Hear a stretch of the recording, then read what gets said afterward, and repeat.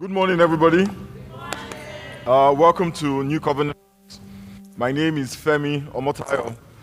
I'm the lead pastor of this congregation. If we've never met, I will be standing outside after the service. I'd love a chance to get to say hello. So before the pandemic, we spent a lot of time going to movie theaters. But during the pandemic, we stayed home and we watched a lot of television. Netflix, Amazon Prime. Oh, by the way, those of you who refuse to pay for Netflix and are using your friend's Netflix, they know your name. They are coming for you. So get your $3.50 ready, because you will pay. Amen? And if you've been using my Netflix, I'm changing my password.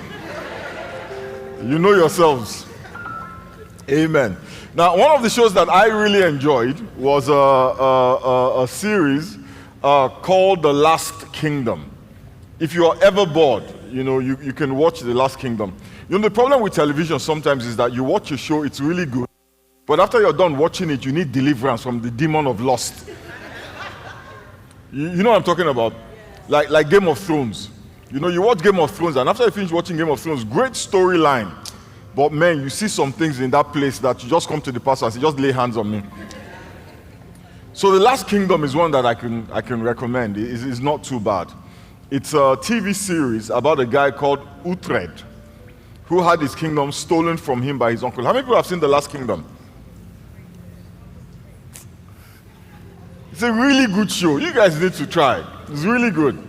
Anyway, so his uncle steals his kingdom, and he spends the rest of his life trying to get the kingdom back.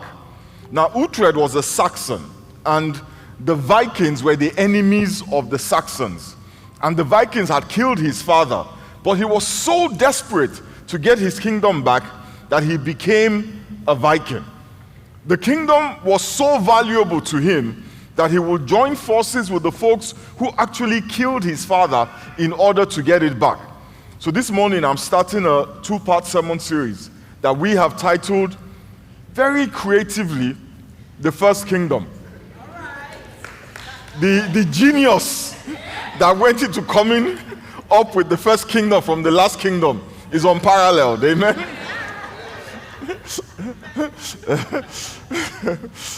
Obviously, it's a riff on the last kingdom. So let's start by talking about what a kingdom is. Yeah? So a kingdom is a geographical area that is under the rule and authority of a particular king. And everybody, every single person in that kingdom, and even the animals in that kingdom, are subject to the authority and the leadership of that king. The word of the king is law, and everybody is a subject of the king. That means that he has absolute total power over them. If the United States were a kingdom, the powers and authority of the executive branch of government, the legislative branch, and all of the judiciary would be invested in one person. That person would be the king. Imagine all that power.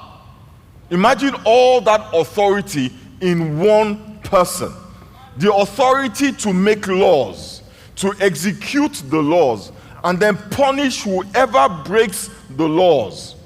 That's awesome power.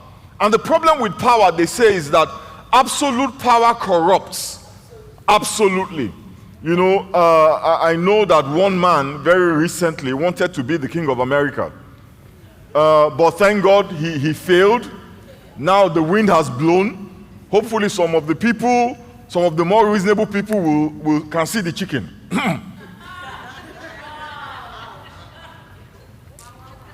Faye. No, don't say to you. I know that these days, we may have difficulty understanding the concept of kingdom, because even though we still have a few kings and queens here and there are still some countries that have kings or queens who are supposed to rule over them. But the truth is that they are mostly ceremonial. Yeah? And they do not have any real power or authority. Elizabeth in England, one of the most famous queens that has that graces the earth has literally no power. It appears like she has power, but in reality, she has none.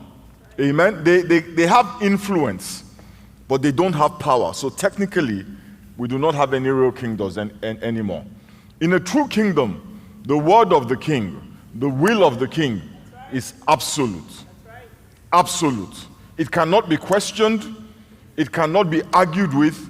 It is absolute. Now, turn with me very quickly to the book of John, the 3rd chapter. We'll read from the 1st verse through the 9th verse. Now, there was a Pharisee, a man named Nicodemus, who was a member of the Jewish ruling council. He came to Jesus at night and said, "Rabbi, we know that you are a teacher who has come from God. For no one could perform the signs you are doing if God were not with him." And Jesus replied, "Very truly I tell you, no one can see the kingdom of God unless they are born again. How can someone be born when they are old?" Nicodemus asked, "Surely they cannot enter a second time into their mother's womb to be born." Jesus answered, "Very truly I tell you, no one can enter the kingdom of God unless they are born of water and the Spirit. Flesh gives birth to flesh, but the Spirit gives birth to spirit. You should not be surprised at my saying you must be born again. The wind blows wherever it pleases. You hear its sound, but you cannot tell where it comes from or where it is going. So it is with everyone born of the Spirit. How can this be?" Nicodemus asked. In verse 3, Jesus Christ said to Nicodemus, "No one can see the kingdom of God unless they are born again." In these verses, Jesus Christ is asserting that God is a king, right? And that God has a kingdom. That means that there is a place where God is the legitimate king, where the will of God and the word of God is absolute, where the authority of God is absolute and uncontested. And Jesus said to Nicodemus that you cannot see that place. You cannot see that place if you are not born again.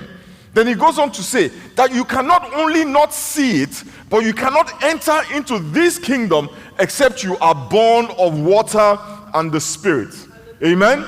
Now turn with me to Luke, the 17th chapter, from verse 20 through to 21. One day the Pharisees asked Jesus, "When will the kingdom of God come? When will the kingdom of God come?" And Jesus replied, "The kingdom of God cannot be detected by visible signs. You won't be able to say, 'Here it is,' or 'It's over there, just go north.' For the kingdom of God is already among you." Hallelujah. You know what Jesus was saying in this verse was that unlike earthly kingdoms, we know where England is. We know where Denmark is. We know where Japan is. We can point to them on a map. If you go north, or you go south, or you go east or west, sooner or later, you will hit one of those kingdoms. But Jesus Christ is saying that the kingdom of God is not geographical. It is not limited by borders and boundaries. You cannot find it on a map. But the fact that it is not geographical doesn't mean it is not real. It is very real. Amen? Again, let's imagine that America or the United States of America is a kingdom. At its inception, they came up with something they called the Declaration of Independence. This is a document that was written by Thomas Jefferson, Benjamin Franklin, John Adams, Sherman, and Robert Livingston. Yeah? And they said, "We hold these truths to be self-evident, that all men are created equal, and they are all endowed by their Creator with certain unalienable rights. And among these rights that the Creator bestows on all men is life, liberty, and the pursuit of what? Of happiness." So the hallmark, if America was a kingdom, the hallmark of this kingdom of America, the foundational philosophy of America is that all men are created equal and have been given by their Creator, a right to life, a right to freedom, to liberty, and the right to pursue happiness as they see fit. Now, even though America hasn't fully lived up to this ideal, the idea of it, the thought of a place on earth where all men are created equal, where all men have a right to life, have a right to liberty, and a right to pursue happiness as they see fit. The idea of it is so powerful that it draws people from all over the world to come to America. That there is a place somewhere where one man cannot decide if I live or die. That one man cannot decide who is up or who is down, who can pursue happiness and who cannot. That is what made America so attractive. Even though it is not quite the reality, but the idea is why people cross oceans, walk across deserts, risk their lives just so that they can come here. I know that many of you sitting here, you know yourselves, stood for hours lining up at an embassy to get your visa, fasting, praying, carrying chairs in church, just so that the Lord look upon you benevolently and allow your visa application to be approved. Giving money to prophets, contracting prayer warriors, just so that you can come here and experience this ideal. But when you get here,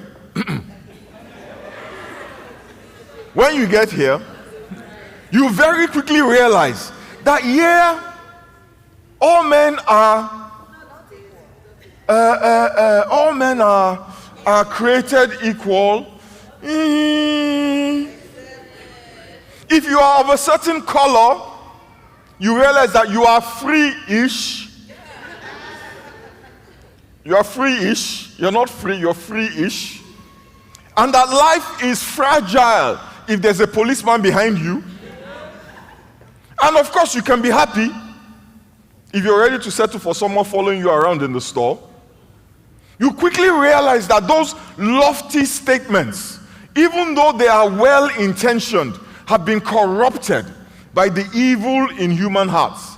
And the aspirations that those statements inspire are unfulfilled.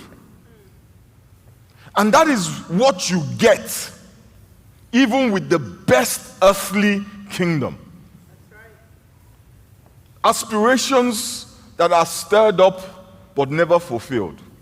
Desires that are encouraged but never met. Ideas and ideals that never really materialize. The American dream is such an illusion. It's like cheese that you give to it's like a carrot you put in front of a horse to keep it moving, but he never really gets it. Because at every point you take a bite of that carrot, the dream changes. So first of all, it is just, just come to America and the streets are paved with gold. Actually, you get here and the streets are not paved with gold. Well, you know what? Work hard. If you work hard, you will make it. And then you work hard. No, work harder. And you get one job. Just get a job. And you get one job and say, well, how about 2 jobs? Do one remote, do one.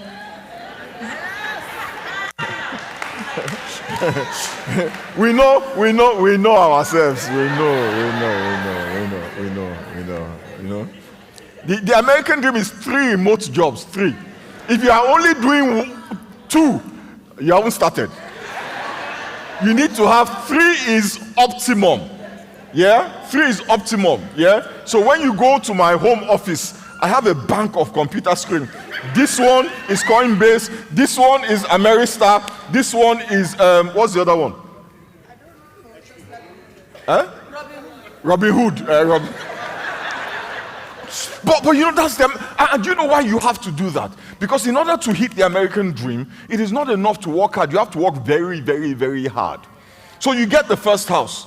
And you're just thinking to yourself, oh, this is a nice house. But, that's not quite the American dream. Because your house has to have a white picket fence. Yeah, and then you get the house with the white picket fence. And they're like, well, it's only 2 bedrooms. Minimum, you need 5,000 square feet. No, media room, 2 offices, home office for the wife and the husband. Because you can't work together. You and your spouse cannot be in the same office. That's suffering. That's not the American dream. You have to have 2 separate offices, 2 walk-in closets. You can't share closets. Meanwhile, some of us are coming from cupboard.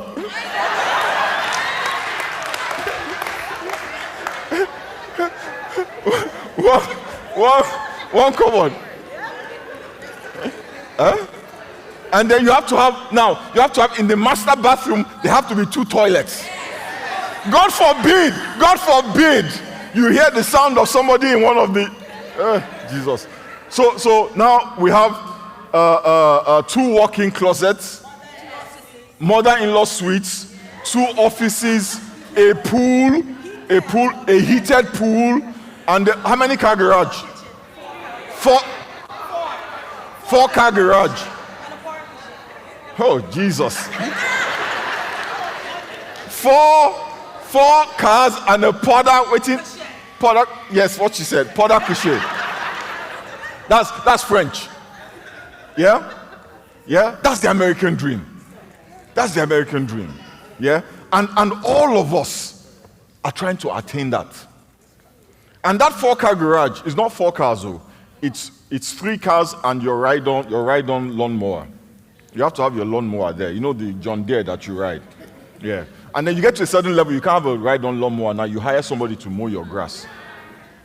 When I was growing up, we went to our educational system, went to what they call boarding schools. Yeah? And we were the lawnmowers. we mowed the lawns ourselves, with this knife. A cutlass. Okay, you guys have not, you clearly haven't been here long enough. You still call it cutlass. It's a machete. A machete. You can tell the guys who just got off the boat. They still call it cutlass. It's a machete. Okay? Okay? That's how you can tell people's levels of assimilation. When they use certain words, like, cutlass. What's that? A machete. I was going to demonstrate how we used to do, but it's been so long I've forgotten. Amen. Hallelujah. All of these dreams and these ideas that are unattainable. And I say unattainable because it's a constant. When you get a pool, then you want a little potting green. Then you get a potting green, then you want this. There's just one thing after the other. And that is all man has to offer. That's why Jesus Christ said to the woman at the well, he said, there's a water that you drink from this well. You will keep thirsting. But there's a water that I will give you that you will never thirst again. All the kingdoms of the world in all of their majesty and organization and order, all they have to give us are illusions. Illusions. Illusions of safety, illusions of comfort, illusions of grandeur. Because at the end of the day, none of these things are real. But the kingdom of God is not like that. And the reason why the kingdom of God is not like that is that God is the king of his kingdom. And for you to get an idea of what God's kingdom is like, you just need to look at the king. Look at God. Look at his character, because the character of the king always reveals the nature of his kingdom. And there are many things we know about God. We know that God is faithful. In 1 Corinthians chapter 1 verse 9, the Bible says, God is faithful, who has called you into fellowship with his son Jesus Christ our Lord. In Deuteronomy chapter 7 verse 9, the Bible says, understand therefore that the Lord your God is indeed God. He is the faithful God who keeps his covenant for 1,000 generations and lavishes his unfailing love on those who love him and obey his commands. In 1 Thessalonians chapter 5, verse 24, the Bible says, the one who calls you is faithful. Won't he do it? Amen. And he will do it. Amen. He will what? He will do it. He will do everything he has promised to do. His promises are not lofty statements that can be corrupted or undermined by men or their evil hearts. He doesn't make declarations that he has no intent of keeping. The founding fathers of America said all men are created equal, but they really didn't mean it, because they kept slaves. As they were writing all men are created equal, they kept slaves and they perpetuated slavery, denying certain men freedom and life and any semblance of happiness. But when God says it, there is no hypocrisy behind it. You can be sure that he means it. And not only does he mean it, if he says it, won't he do it? Yes, he will. He is faithful. He is faithful who has promised. If God says, I will lift you up, you can be sure that you will be lifted up. If God says, I will do this, you can be sure that it will be done. The Bible says he actually sits down and watches over his word to perform it. That means that he is watching his word. He is watching the declarations that he has made. He is watching the pronouncements and the statements that he has made. And anything that is coming that will hinder or stop or undermine or prevent what he has said from coming to pass, he will block it before he can make a difference. He doesn't just say it and leave it so that the wind can blow it away, so that wicked men can undermine it. He says it and he watches it and he guards it and he guides it until it achieves the purpose for which he has sent it. That is the King. We know that God is love. Because in 1 John chapter 4 verse 8, the Bible says, whoever does not love does not know God, because God is love. You know, that is how you can tell who knows God. Not by the verses of scripture that they can quote. That just means they have a good memory. Amen? Doesn't mean that they know God. That is how you tell. Not because they can analyze the difference between Ezekiel and Isaiah. That means they have analytical skills. Doesn't mean that they know God. They can pray for hours. Doesn't mean that they know God. It just means they have discipline. They can fast for 120 days. Doesn't mean that they know God. It means they don't like food. The way that you know that a person knows God is by the way that they love. The Bible says that this is how they will know that you are my disciples, because of the love that you show to one another. In the absence of love is an indication of the absence of the knowledge of God. So I don't care what your title is, bishop, apostle, most venerable, exalted, engineer, grand poobah, most high, apostolic, missionary, pastoral, church. Love. That's all we care about. Love. How do you treat the people around you? He says you cannot say you know God if you do not have love. Because why? God is love. Now, one of the things, I've been pastoring now I was reminded on Friday that I've been pastoring for 28 years. Some of you weren't born when we started pastoring. 28 years. Wow. I should be retiring soon. Wait. Do you think that I will die here? Wait. Were you perhaps thinking that they will carry me from here? No. Let me tell you where they're carrying me from. Am I Elijah? When I started, I introduced myself. I said, my name is Femi Omotayo. Let me tell you, they will not carry me from here. They will carry me from my beachfront villa in the south of France. I'll be visiting Pastor Somi and Pastor Tosi and Pastor Shegs. You know, I'll be part of your remote congregation. Hallelujah. You know, one of the things that I have found out from pastoring is that word love means different things to different people. You know that, right? And until you experience their love, you have no idea what they mean when they say, I love you. Until you experience it, because you know, love means different things. I've seen somebody saying he loves somebody that he beats. I don't know how you can inflict pain on somebody and say that you love them. But in the depravity of a person's mind, they can associate torturing somebody with love.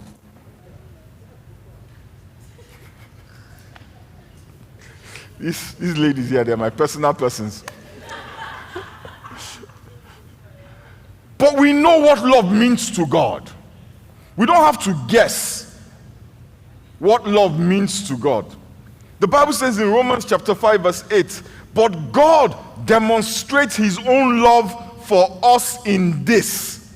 While we were still sinners, Christ died for us. Honestly, I won't lie to you guys. This scripture, this is the cornerstone of my walk with God. This scripture is what breaks it down for me. Jesus Christ did not die for me on the day that I stood here. Yeah? That's not when he died for me. Jesus Christ died for me while I was at my worst. The Bible says, while I was still a sinner. That is when Christ died for me. Now, when you think about it like that, you might miss the idea that God gave you his best when you were at your worst. Because Jesus is the best that God has. So God looks at Femi and he's saying to himself, oh my God, this boy is a mess. This boy is a terrible mess. Do you know what I'm going to do for him? I'm going to bless him with my best. That is not the way people think. People look at you and they see a mess, and what they want to do is throw you away. What they want to do is avoid you. What they want to do is dismiss you. What they want to do is separate themselves from you. But God looks at you in your mess, and in that mess, he says to his son, go and die for that boy. That is what love means to God. When the prodigal son, and by the way, the father never said my prodigal son. We are the ones that call him a prodigal son.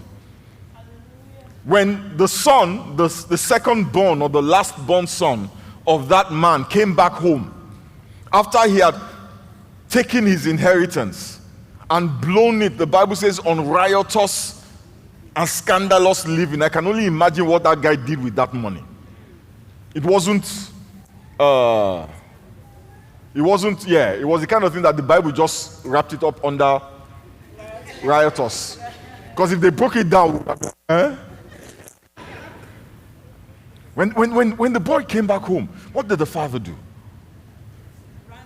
After you finish spending the money, because you know the father is not a Nigerian father. If it was a Nigerian father, I've said, oh, you have come back. The money has finished now, you have come back. Your eye has cleared now. You have come back. Just go and sit down there. I will deal with you later. No, he didn't do that. He didn't say, how could you? All this money that I worked hard for. He didn't say that. He saw the boy from afar, ran to him and embraced him. And not only embraced him, the Bible says he clothed him with the best garments, put a ring on his finger, put shoes on his feet, and threw a party for him. That is the love of God. That is the love of God. It is a love that embraces.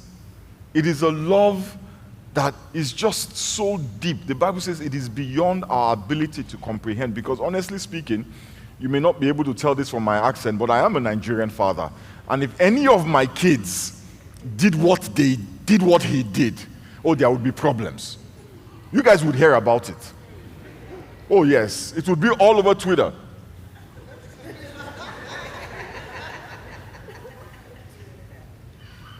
If you read 1 Corinthians chapter 13 from verses 4 to 7, we know what the love of God is, because the Bible says, this is the love of God. It says, love is patient. Love is kind. Love does not envy. Love does not boast. It is not proud. It does not dishonor others. It is not self-seeking. It is not easily angered. It keeps no record of wrongs. Love does not delight in evil, but rejoices with the truth. It always protects, always trusts, always hopes, always perseveres. Let me read that again. God is love. So that means what? God is patient. God is kind. God does not envy. God does not boast. God is not proud. Even though he is God, the Bible says he is not proud. Say, God does not dishonor others. It is not God. It says God is not self-seeking. God is not easily angered. You know, there's an image of God that I had growing up that has nothing to do with the reality of who God is. You know, we have this image of God as this man sitting on a throne with a big stick, just waiting to smack you on the head when you step out of line. Just counting all your sins so that he will have an excuse not to bless you. It says God is not easily angered. God does not keep a record of wrongs. Let's just stop there for a minute. God does not keep a record of wrongs. Whatever is going on in your life, if it is you and God, it has nothing to do with what happened in the past. You know why? There's no record of it. God does not have a record of your sins. Because if he kept a record of your sins, he would not be God. Because that is not love. Once he forgives you, guess what? He forgets. And I know we struggle with that, because we forgive and we don't forget. So when God says, I have forgiven you and I have forgotten about it, I have kept no record of it, it is hard for us to believe. Because if you hurt me, even if I let it go, I still remember. So we assume that God remembers. Listen, God does not remember what you did 5 days ago as far as sin is concerned. He is incapable of remembering what he has forgiven. So when the Bible says God does not keep a record of wrongs, I want us to be clear that God does not keep a record of wrongs. There is no black book in heaven with your sins in it. If God has forgiven you, I promise you, whatever is going on in your life now has nothing to do with it. So if anybody tells you, oh, it is your sins, that's why God is not blessing you, they are lying. And if God is not keeping a record of your sins to determine how he interacts with you, he's going to go and pull up a record of your grandfather's sins that you had nothing to do with. So he doesn't keep a record of my sins, but he keeps a record of my grandfather's sins. Oh, my grandfather is even, I saw him. My great-grandfather's sins. He has a book somewhere where all the sins of my great-great-grandfather, they are listed. He doesn't keep a record of my own, but he's going to punish me based on what my great-great-grandfather did. Where's the logic of that? That is so contradictory. That is so opposite to what the Bible tells us about God. Once he forgives you, the Bible says old things are passed away and all things have become new. The Bible says that God keeps a record of God visits the iniquity of the fathers upon the children to the third and the fourth generation. Those are people who he has not forgiven. Those are people who are not under the blood of Jesus. When you're under the blood of Jesus, guess what? You are forgiven. The Bible says perfect love casts out all fear. And love covers a multitude. I don't know about you, but my God is, my Jesus is powerful. And his blood is all powerful. There is no stain Jesus cannot erase. If there are sins that the blood of your God cannot erase, then that your God is not Jesus. Are you hearing me? The Bible says Jesus Christ became, says, cursed is everyone who hangs on a tree. That when Jesus Christ hung on a tree, he redeemed us from the curse. I say this over and over and over and over. If anybody comes to me and says, Pastor, I think I'm under a curse, I will kick you out of my office. Because Christ has redeemed us from the curse. You cannot be in Christ and be under a curse. It's not scriptural. It's not scriptural. Tell your neighbor, it is not scriptural. If you are under a curse, then it means you are not under Christ. Unless you are not sure. If you are under Christ, raise your hand. Be bold, raise your hand. If your hand is raised, then you cannot be cursed. Because Christ has redeemed you from the curse. Well, Pastor Femi, the Bible says Christ has redeemed us from the curse of the law, not from the curse of our village people. Let me explain how curses work. The Bible says a curse without a cause. Like a sparrow, it flies around looking for somewhere to land. It cannot land. So a curse needs a cause. And the only reason why curses could work was because sin existed. There was a cause. When Jesus Christ took away the cause, yeah, he made it impossible for the curse to land. So the curses from the village people needed a cause. You know what I'm trying to say? They needed a cause. When David sinned against Uriah and Bathsheba,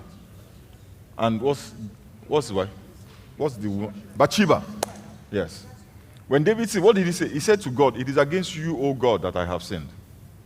Every sin that we commit is against God. And what Jesus Christ did was that he wiped away all of them.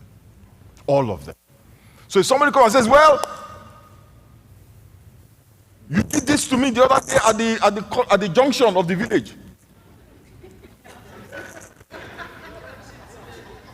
you did this to me." Tell them. Intersection. I just got off the boat. At the intersection, you offended me, you cut me off, so I'm going to curse you. You know what the Bible says? No weapon formed against you shall prosper. And that's not the sweet part. That's not the important part. We say amen to that part. That part is the part that I love is the part that says, "And every tongue that rises up to judge you, accuse you, condemn you, you shall silence." And how do you silence them? By telling them, "Shut up, shut up." No, you silence them by pointing them to the blood of Jesus. Because you say to the voice that accuses you, "You are accusing me of a crime that has been paid for by the blood of Jesus." That is why no weapon formed against you shall prosper. Because the blood of Jesus has taken away the cause. Somebody shout hallelujah. So if this is the king, imagine the kingdom. Paradise is an understatement. That is why Jesus Christ said in Matthew 14 verses 44 to 46, says the kingdom of heaven is like a treasure that a man discovered hidden in a field. In his excitement, he hid it again, and he sold everything he owned to get enough money to buy the field. Again, the kingdom of heaven is like a merchant on the lookout for choice pearls. When he discovered a pearl of great value, he sold everything he owned and he bought it. You know, people sell everything they own just to be able to get to America for an illusion. But these are people with pearls in their hands. Not the promise of a pearl. The pearl is in their hand. They said, "You know what? In order to get this thing, let me go and sell everything that I can obtain it. Because this thing is so valuable." That's what you call a life-changing discovery. In these parables, Jesus Christ was saying to the folks, if you understood what the kingdom of God is and what it does in your life, you will give everything to be a part of it. Many people gave up so much to come here. But what the kingdom of God offers us is far more valuable, far more powerful, far more lasting, and far more tangible than any earthly kingdom can offer you or do for you. says, sold everything, just so they could get some of this kingdom. Let us bow our heads and pray.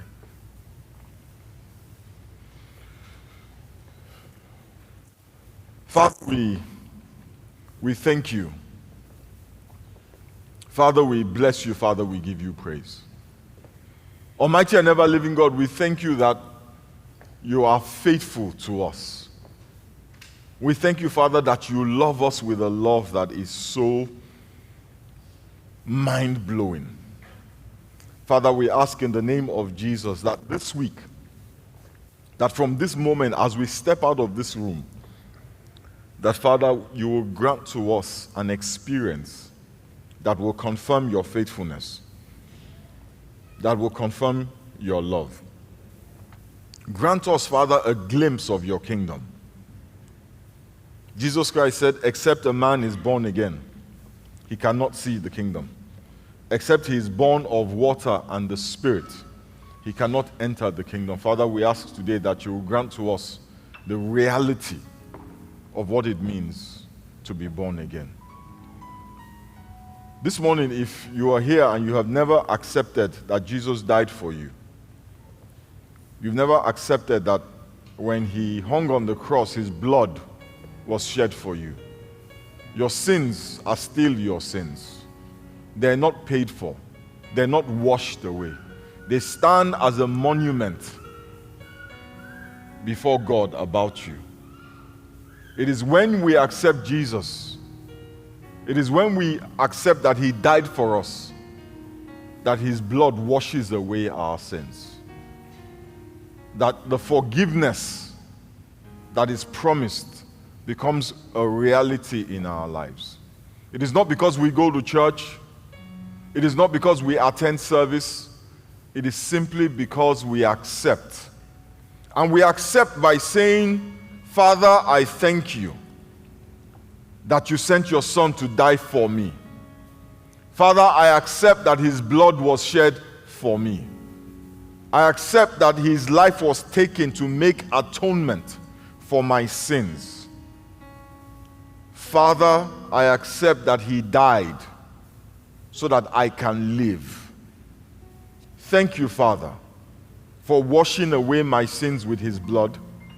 Thank you, Father, for saving me by taking his life. And that is all you need to do to say that prayer. That is all you need to do to accept Jesus. That is all you need to do to have his blood wash away all your sins. Heavenly Father, we bless your name and we give you praise. In the mighty name of Jesus, we have prayed. Amen. Amen. Praise the name of the Lord.